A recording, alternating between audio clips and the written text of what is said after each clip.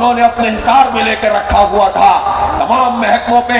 ہندوستان کے من پسند لوگوں کو فائز کیا ہوا تھا اور پوری طرح سے منگلا عوام کو یرغمالی بنایا ہوا تھا۔ لیکن میں بنگلہ دیش کے نوجوانوں کو، وہاں کی جماعت اسلامی کو، وہاں کے تمام حریت پسندوں کو اور ان سب لوگوں کو جو RSS کے سامراج کے خلاف ہیں، جو مودی سامراج اور بھارتی سامراج کے خلاف ہیں، انہوں نے یہ بات ثابت کر دی کہ پاکستان سے اگر ہمارا کوئی مسئلہ اور ناراضی تھی تو وہ چند لوگوں کا معاملہ تھا۔ آج پورا بنگلہ دیش پاکستان سے تعلقات کی بات کر رہا ہے، پاکستان سے اسٹریٹجک پارٹنرشپ کی بات کر رہا ہے، پاکستان سے تجارت کی بات کر رہا ہے، پاکستان سے تعلقات کو بحال کرنے کی بات کر رہا ہے۔ اور جہاں نوجوانوں نے ایک بڑا انقلاب برپا کیا ہے، حسینہ واجد جو بھارتی سامراج کی ایجنٹ کے طور پر لوگوں کو پھانسیاں دے رہی تھی اور لوگوں کو جیلوں میں ڈالے ہوئے تھی، اس کو ایئر لفٹ کے ذریعے اٹھا کر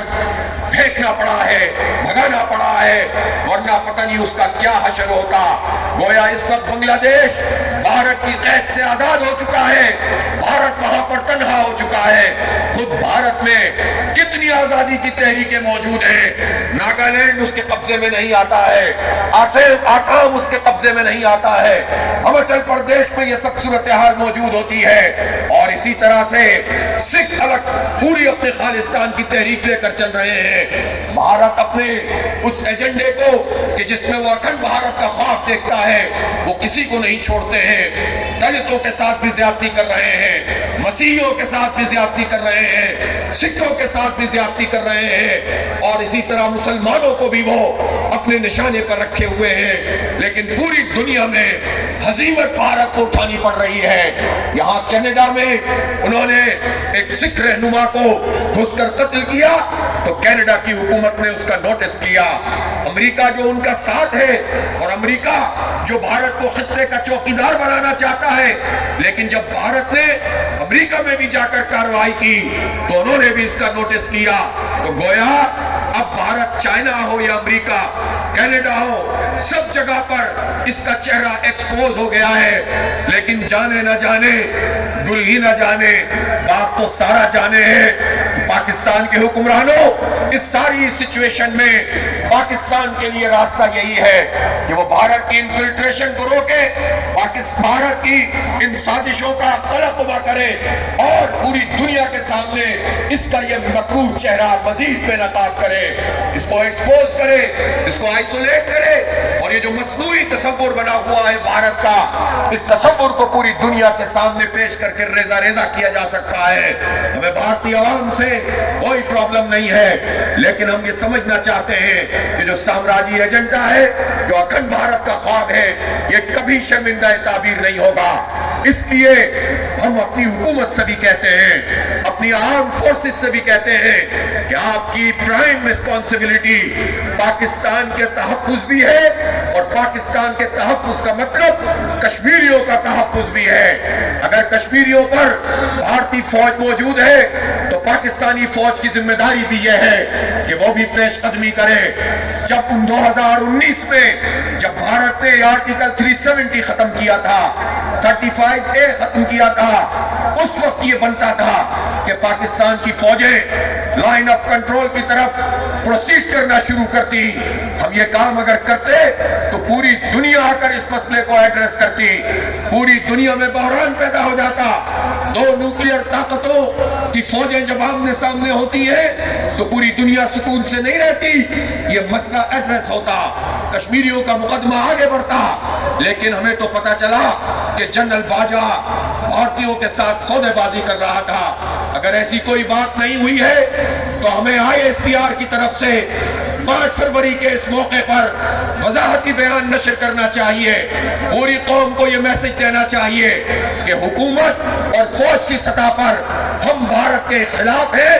اس کی جارحیت کے خلاف ہیں، اور کشمیریوں کی آزادی کے ساتھ کھڑے ہوئے ہیں، اور عملی اقدامات سے اس بات کا اظہار کرنا پڑے گا۔ ہم یہ بات جانتے ہیں کہ تاریخ کا بھی ایک سبق ہے، اور وہ سبق یہ ہے کہ جب کمزور پا کر کوئی طاقت کسی قوم کو دبا لیتی ہے تو مذاکرات سے بات چیت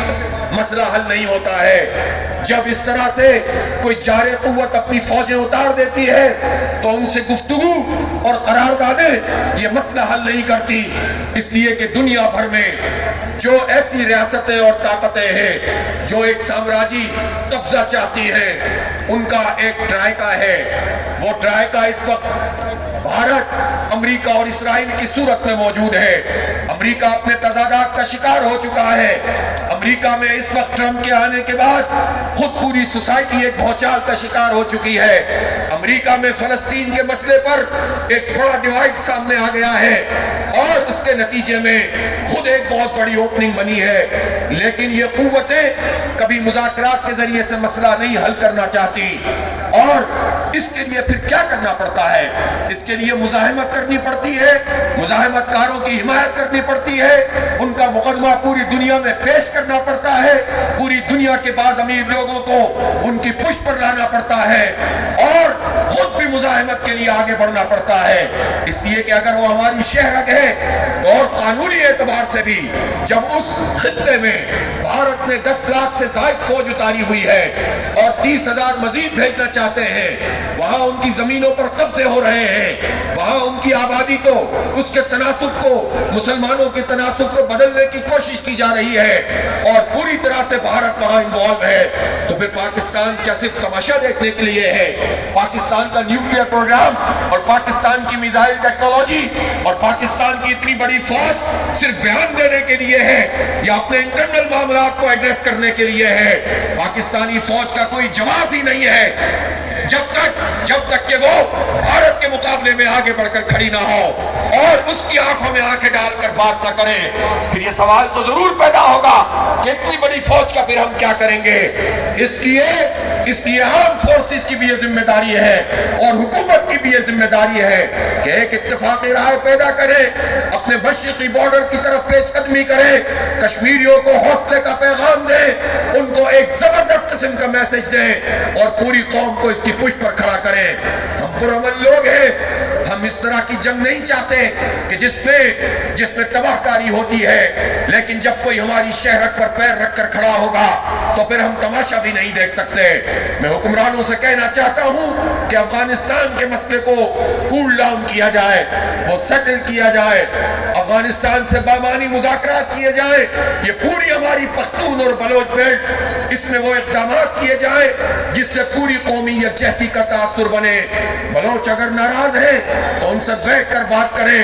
اور ان کی ناراضی کو دور کیا جائے۔ پختونوں میں اگر غلط فہمیاں ہیں یا وہاں کے حالات بگڑ گئے ہیں اور اس کو بگاڑنے میں خود حکمرانوں کا کام ہے، خود اداروں کا اگر کام ہے، تو بیٹھ کر مذاکرات کریں، ایک کنسنسس، ایک اجماع، ایک اتفاق رائے پیدا کریں، اور جس طرح قائد اعظم رحمت اللہ علیہ نے کہا تھا کہ ہماری پوری جو قبائلی بیلٹ ہے اس میں تو ہمیں فوج رکھنے کی ضرورت ہی نہیں ہے، یہ تو خود ہماری فوج کا کردار ادا کر رہی ہے۔ جب یہ ہماری فوج کا کردار ادا کر رہی ہے تو پھر اس کا مطلب یہ ہے کہ وہاں سے فوج کو پیچھے کی طرف لایا جائے، لیکن اس کے لیے حالات کو بہتر بنایا جائے، ڈیولپمنٹ کو کیا جائے، روزگار مہیا کیا جائے، ان کی غلط فہمیوں کا ازالہ کیا جائے، ان کے نقصانات کو پورا کیا جائے، اور پھر اس کے نتیجے میں اپنا پورا فوکس اس طرف اپنے مشرقی بارڈر پہ لایا جائے، تبھی ہم پیش قدمی کر سکتے ہیں۔ اور میں ایک اور بات بھی کہنا چاہتا ہوں، مودی کچھ عرصے سے یہ مقبوضہ کشمیر کی صورتحال سے توجہ ہٹانے کے لیے آزاد کشمیر کا تذکرہ کرتا ہے۔ آزاد کشمیر میں بھی نوجوانوں کو امپاور کرنا چاہیے، ان کو بھی آگے بڑھنے کے لیے اقدامات کرنے چاہیے، لیکن میں آزاد کشمیر کے نوجوانوں سے بھی کہتا ہوں، میں 3 دن پہلے مظفر آباد گیا تھا، ایک تاریخی کشمیر مارچ کا منعقد ہوا، پوری قوم متحد اور متفق تھی، اور ہم نے سب سے یہ کہا کہ یکجہتی کا اظہار کریں۔ تو ہم کشمیر کے لوگوں سے بھی یہ کہنا چاہتے ہیں کہ آزاد کشمیر کی حیثیت بھی پاکستان کی طرح آزادی کے بیس کیمپ کی حیثیت ہے، اور اگر وہاں کچھ مسائل اور مشکلات ہیں تو پورا پاکستان آپ کے ساتھ بھی کھڑا ہوا ہے، لیکن وہاں سے بھی کوئی غلط میسج کہیں پر بھی نہیں پہنچنا چاہیے، اور پورے کشمیر میں یکجہتی کے ساتھ پاکستان کے ساتھ یکجہتی کے ساتھ مقبوضہ کشمیر کے لوگوں کا مقدمہ لڑنا چاہیے، اور پاکستان کی حکومت کی یہ ذمہ داری ہے کہ بھارت جب آزاد کشمیر کا نام لے تو 1 لاکھ لوگوں کے قتل عام کو پوری دنیا کے سامنے پیش کیا جائے۔ آپ اگر ڈیفنسو پالیسی اختیار کریں گے، آپ بھی آزاد کشمیر کی بات کریں گے، تو کس طرح مسئلہ حل ہو سکتا ہے؟ آزاد کشمیر میں تو لوگوں کو با اختیار بنایا جائے، آزاد کشمیر میں تو نوجوانوں کو تعلیم اور روزگار دی جائے، اور آزاد کشمیر کے لوگوں